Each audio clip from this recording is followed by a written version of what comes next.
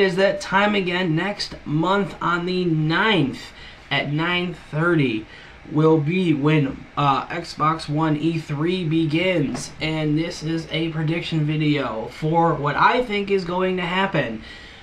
Before I begin, if anyone else has any predictions of what you think is going to happen at E3, I'm going to try and do one for Microsoft, one for Sony, and one for Nintendo.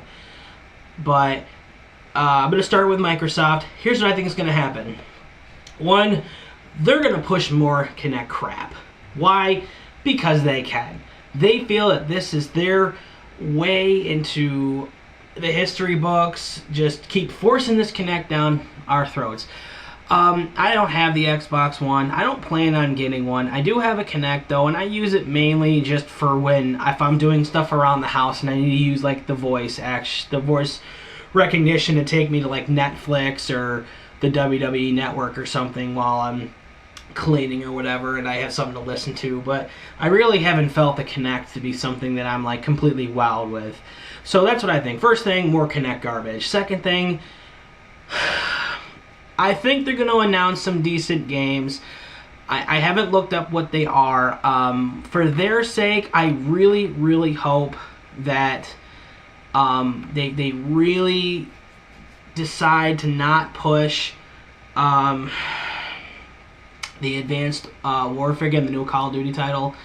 I really hope that that is not going to be their show, because they made the mistake of that last year, and yeah, it didn't go so well. But I'm seeing here Halo and Quantum Break and Sunset Overdrive are going to have parts in it. But anyway, that's what's going to happen. The first thing, crappy Kinect. Second thing, they're going to be talking about Call of Duty again like it's the newest thing. Third and final thing is more things that the company feels like it needs, but it really doesn't. Like last year, it felt like it needed to change going from Microsoft points into actual currency. Well, that was a decision I ultimately agreed with because it simplified it. Microsoft points were like, that was Xbox's thing. And now I felt like they were trying to copy from Sony. They were trying to push more indie games, and the biggest problem with that is that now everyone who can make an indie game is making an indie game, and it feels like it's just a waste of time. And I wish I could say a lot of positives for Microsoft, but it just seems like right now the company is just, it's running in circles. The console, the Xbox One itself is not doing that great. I mean, I'm seeing reports from all over, oh, the system's doing good, it's doing great, it's rivaling Sony, and then I'm reading reports about how Sony's completely dominating. Let me just put it into perspective. Everywhere I go, I always see Xbox Ones for sale. I hardly see PS4s.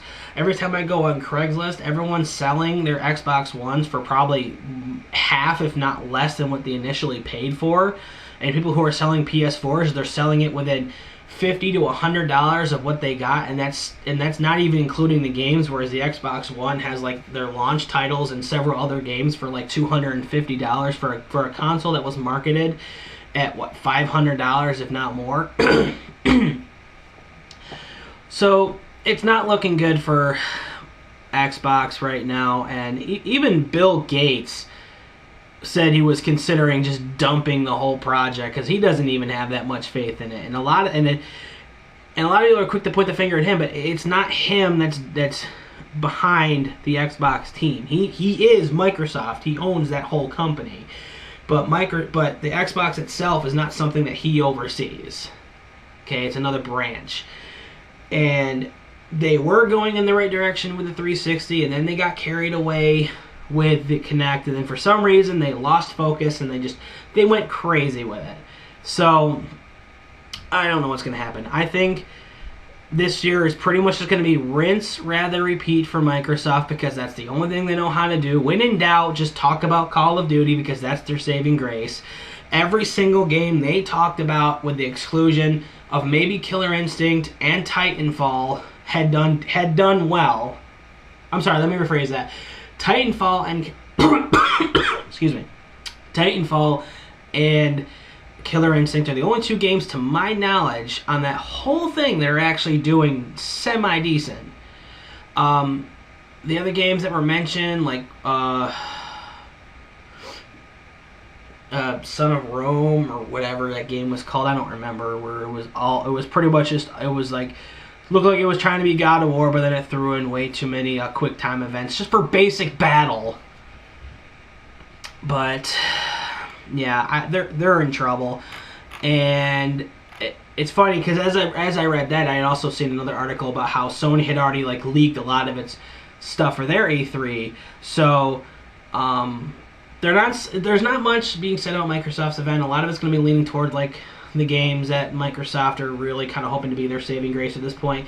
But what they need right now, they need games. They need a massive price reduction on the system. It needs work. That's what it needs. So if Microsoft really wants to blow some people out of the water, it needs to go back to the basics. It needs to focus on the games. It needs to listen to the fans.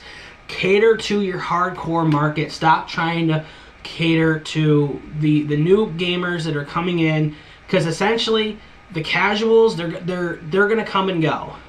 They're the ones that buy the console for like a month. They don't play it because life happens or whatever, and then they sell it on eBay or whatever. What they need to do is stick to the basics, get to the games that the people want, and just abandon all hope with the Kinect, because at this point it's just becoming more of a cluster. No reason to continue it. So that's what I think. E3 for Microsoft is going to be a bust unless they can deliver on the games. So more emphasis on the awesome games, less emphasis on the Kinect and the new Call of Duty, because honestly, nobody cares. So yeah, that's my 2 cents. Let me know what you think. And you guys all have a fantastic day. I am about to be late for work, and I will see you all later.